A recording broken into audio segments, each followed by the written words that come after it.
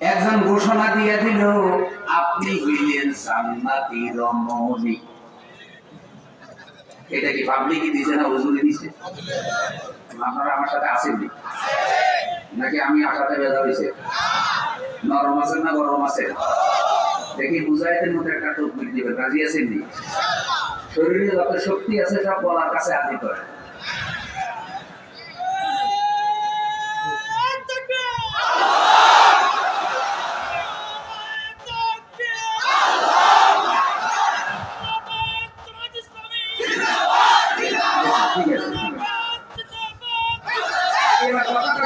এই যে জান্নাতি বলে ফতুয়া দিল একটা মহিলা হুজুরে, কারে?